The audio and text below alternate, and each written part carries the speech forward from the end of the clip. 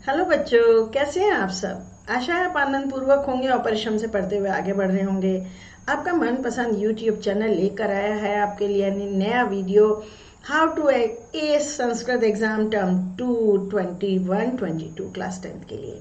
बच्चों, मैं हूँ आराधना, आपकी संस्कृत टीचर, रहती हूँ जयपुर में और पढ़ा रही हूँ आपको आपके घर आकर। और बच्चों, इसके अलावा अगर आप मेरी लाइव क्लास अटेंड करना चाहते हैं तो वो भी आपके लिए उपलब्ध है। कहाँ पर? अनअकैडमी पर आप मेरी लाइव क्लास शाम 4 बजे अटेंड कर सकते हैं। तो बस जुड़ जाइए अनअकैडमी से और मेरी फ्री क्लासेस भी अटेंड कीजिए और प्लस का सब्सक्रिप्शन लेकर मेरी सारी क्लासेस आपके लिए ओपन हो जाएंगी। संस्कृत का कोर्स पिछले 1 महीने की क्लासेस देखकर संस्कृत के कोर्स की फुल तैयारी हो जाएगी। तो फिलहाल हम आगे बढ़ते हैं और सीख जानते हैं कि कैसे टर्म 2 का संस्कृत क्वेश्चन पेपर हल करा जाए कि आपको पूरे 40 में से 40 नंबर मिले। बच्चों, इस बार जो एग्जाम होने वाला है वो सब्जेक्टिव होगा, ऑब्जेक्टिव नहीं होगा। ये है वो क्वेश्चन पेपर की अंक योजना जो आप जिसमें आप अपीयर होंगे, उसकी अंक योजना है, यानी एग्जामिनर कैसे नंबर देंगे और कहाँ नंबर काटेंगे। ये आपके लिए जानना बहुत जरूरी है, जिससे आपका पेपर अच्छा हो, आपकी जो तैयारी आपने की है, जो परिश्रम किया है, उसका पूरा सुपरिणाम आपको मिले। 2 घंटे का पेपर है, 2 आवर्स, हो रहा द्वयम यानी 2 घंटे, 40 नंबर का। अंक देने के लिए ये निर्देशात्मक है, यहाँ पर इंस्ट्रक्शंस हैं टीचर को कि अगर कहीं विकल्प दिए गए हैं, कहीं कहीं भाषिक कार्याद में विकल्प होगा अपठित गद्यांश में, तो वहाँ स्टूडेंट्स के लिए प्रॉपर निर्देश दिए गए हैं कि 2 प्रश्न करना है या 3 प्रश्न करना है। लेकिन अगर फिर भी बच्चा अतिरिक्त प्रश्न उत्तर लिख दे तो छात्र के हित में निर्णय लिया जाए। यानी 2 में से करने थे 2, कर दिया आपने 3, कोई पहला अगर आपका गलत हो गया तो बाद वाले 2 पे मार्क्स दिए जाएं। लेकिन बच्चों, ऐसा हमेशा करना नहीं चाहिए, क्योंकि एग्जामिनर को ये भी मैसेज जाता है कि आप इंस्ट्रक्शन समझे ही नहीं। लिखा था 2 प्रश्न के उत्तर लिखिए, आपने 3 लिख दिए। अरे आप 10वीं क्लास में आके ये भी नहीं समझ पाए, तो आपका आधा नंबर काट लिया जाए। तो ऐसे में एग्जामिनर, अगर आपने 1, 2 और 3 तीनों कर लिए, करने 2 ही थे, तो एग्जामिनर आपके पहले 2 प्रश्नों पर अंक देगा। अगर पहला आपने गलत किया है तो दूसरे के साथ तीसरे को अंक मिलना चाहिए, अगर दूसरा तीसरा सही है तो। लेकिन अब ये बिल्कुल एग्जामिनर पर डिपेंड करता है कि वो क्या करेगा। इसलिए भाई, आप सोच समझ के वही 2 प्रश्न कीजिए जिसके उत्तर आपको पूरी तरह भरोसा है कि सही है। चांस मत लीजिएगा। 10वीं क्लास के एक पढ़े लिखे ट्रेंड बच्चे की तरह आप उतना ही काम कीजिए जितना पूछा गया है, ऐसा मेरा आपसे अनुरोध है। 4 में से 3 प्रश्न करने हो और आपको तीसरा प्रश्न नहीं आता है, तो आप पहला, दूसरा और चौथा करिए, यही सीक्वेंस डालिए। एग्जाम में अगर रोमन न्यूमरल में लिखा हुआ है तो आप यही रोमन न्यूमरल डालिए और यहाँ जो नंबर 3 है उसके आगे क्रॉस लगा दीजिए कि आपने नहीं किया है। ये सबसे सही तरीका होता है और एग्जामिनर को कॉपी चेक करने में बहुत आसानी होती है। भाषिक कार्य में अपठित गद्यांश में हर जगह चॉइस होगी। एक पदेन उत्तरत में 3 प्रश्न होंगे, उनमें से 2 करने होंगे। आपने पहला किया, दूसरा नंबर डाला, तीसरा भी, और ये किया नहीं आपने तो पहला और दूसरा लिख दो, यहाँ क्रॉस लगाओ।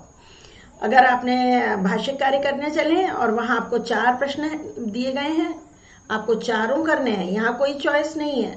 आप इस प्रकार सही नंबर डालिए और उनके सही उत्तर उसके सामने लिखिए। ऑप्शन भी लिखिए, क ख ग घ है, इसमें घ सही है तो घ लिखिए, फिर उसके बाद आंसर। सेकंड का ग सही है तो ग लिखिए, उसके आगे शब्द लिखिए।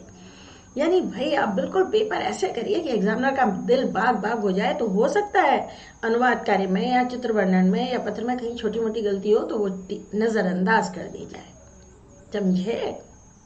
छोटी मोटी गलती कर रही हूँ, ये नहीं कि पूरे गलत पे ही नंबर दे दिए जाएंगे, लेकिन पेपर या अटेम्प्ट करने की जो तमीज है वो जरूर प्रदर्शित करिए एग्जाम में, ठीक।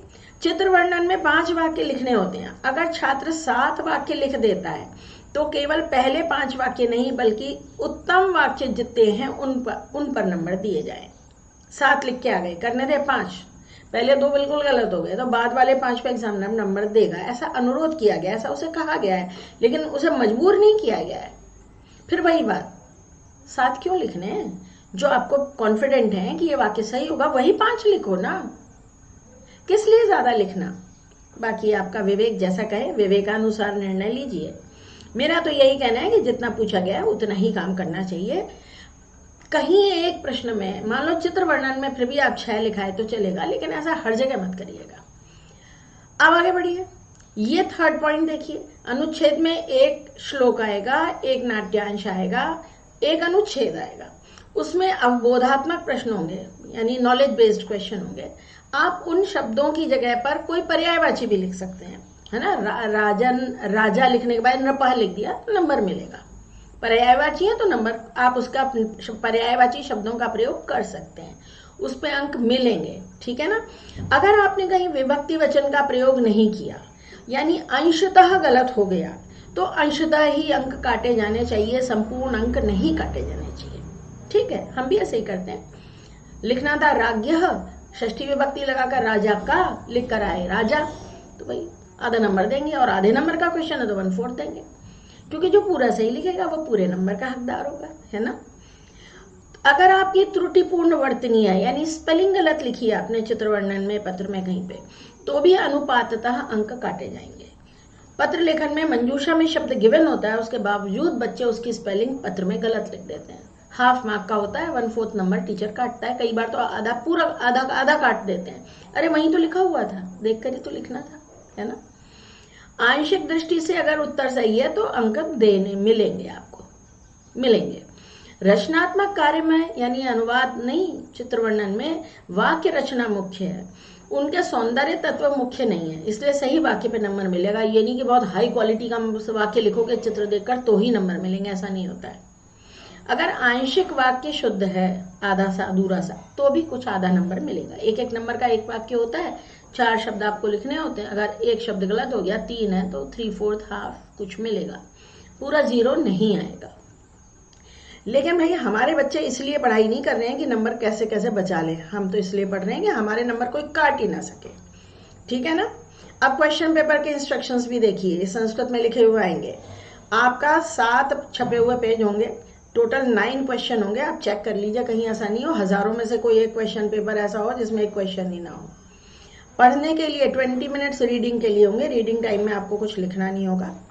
और उत्तर लिखने से पहले प्रश्न का क्रमांक, सीरियल नंबर डालते चलिए। प्रश्न संख्या जो पेपर में है वही डालिए, समझे। आपने मान लो पहले अपठित किया, पहला क्वेश्चन पहले किया, उसके बाद आपने सोचा मैं पत्र कर लूं, ये तो भाई तीसरा है, हमने इसको पहले, इसके बाद पत्र किया, तो हम 2 नंबर नहीं डालेंगे। पत्र की संख्या अगर 3 है तो 3 ही डालेंगे, उत्तर संख्या 3, उत्तर संख्या 3 ऐसे।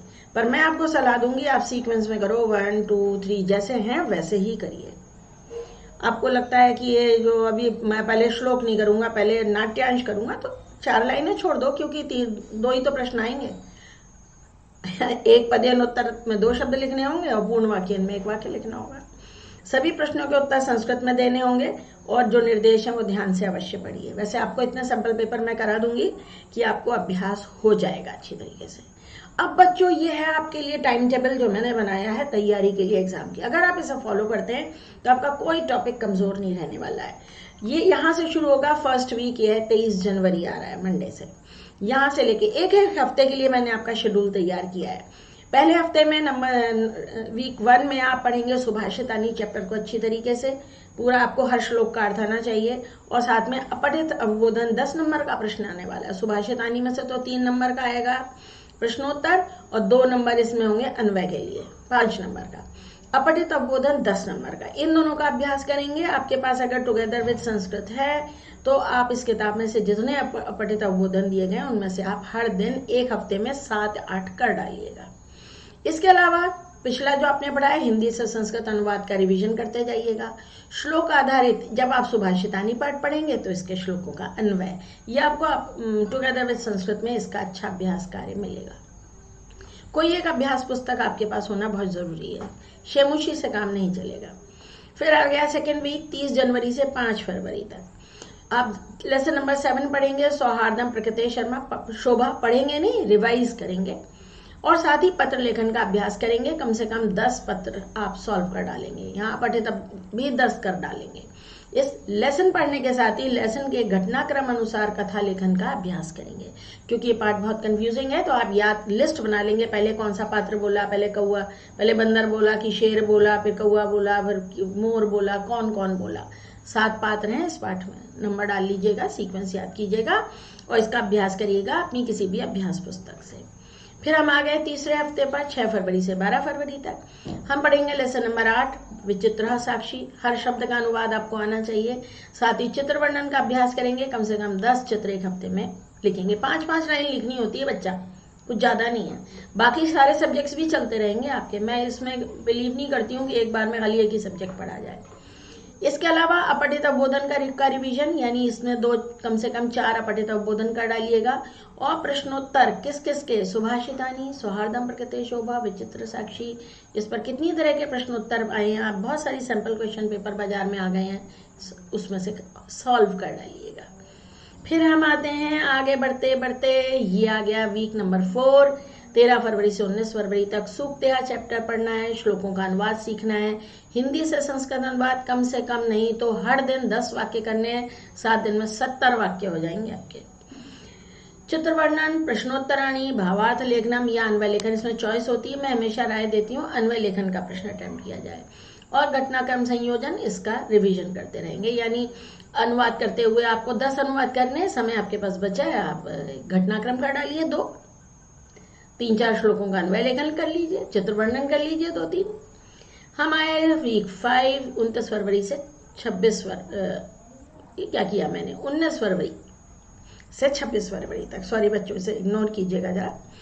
तो शेमुषी के सभी पाठों के प्रश्नोत्तर कार्य, पूर्ण वाक्यन और एक पदेन, भावार्थ लेखन और अन्वय लेखन में से अभ्यास करिए। घटनाक्रम संयोजन, 2 पाठों में से घटनाक्रम आएगा, लेसन 7 प्रकृते शोभा, लेसन 8 विचित्र साक्षी का डालिएगा। अपठित अवबोधन करिए कम से कम 5, और पत्र, चित्र और हिंदी से संस्कृत अनुवाद ये सब भी थोड़े थोड़े कर डालिए, 5-5 सब कर डालिए।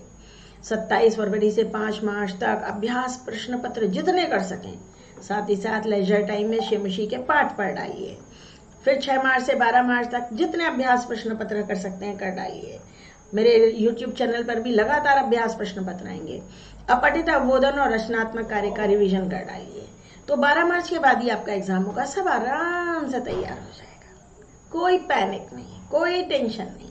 और अगर कहीं अटकते हैं तो मैं हूं ना, मेरे YouTube चैनल पर बच्चों इस पूरे कोर्स पर अनेक वीडियो हैं, हिंदी से संस्कृत अनुवाद के ढेर सारे वीडियो हैं। ये देखो 22 वीडियो हैं, हर एक वीडियो में कम से कम 20-25 वाक्य हैं। ऐसे कुल मिलाओ कितने हो गए। लास्ट ईयर्स के पेपर्स के भी अनुवाद मैंने करवाए हुए हैं, तो आप इन्हें रिवाइज करते रहिए, पढ़ते रहिए, आगे बढ़ते रहिए भाई। और लेसन तो हैं ही सारे के सारे, सैम्पल क्वेश्चन पेपर भी आ रहे हैं। आपकी पढ़ाई में आसानी हो सके उसके लिए मेरा ये वीडियो सारे, मेरा YouTube चैनल समर्पित है भाई। मेरा सारा प्रयास इसीलिए होता है कि आप पढ़ाई में सुगमता से आगे बढ़ सकें। इसलिए इतना तो बनता है भाई कि मेरे चैनल को सब्सक्राइब करें, शेयर करें, अपने कमेंट्स भी मुझे भेजिए। मेरा टेलीग्राम चैनल है जिसमें बहुत सारे बच्चे जुड़े हुए हैं, आप उससे जुड़ जाइए। 9th और 10th का अलग अलग है, उसे ज्वाइन करिए। उसका लिंक आपको मिलेगा नीचे डिस्क्रिप्शन बॉक्स में। अनअकैडमी पर जो मेरी क्लास होती है उसका भी प्रोफाइल ID आपको मिलेगा यहाँ पर। इसके अलावा मेरा ऐप है संस्कृत क्लास ADZ, ये मेरा ऐप प्ले स्टोर पर उपलब्ध है, इसका भी लिंक आपको मिलेगा। और आप इसको ज्वाइन करने से, इस प्ले स्टोर से इसे डाउनलोड करने से क्या फ़ायदा होगा, यहाँ जितना सारा फ्री स्टडी मटेरियल उपलब्ध है, बहुत सारे PDF हैं आपके लिए। अगर आप मेरी live classes paid course join करना चाहते हैं तो उसकी भी सुविधा वहाँ पर है। तो बस आज के लिए इतना काफ़ी है बच्चों, पढ़ते रहिए, आगे बढ़ते रहिए। आपके लिए अनंत शुभकामनाएं। बाय बच्चों।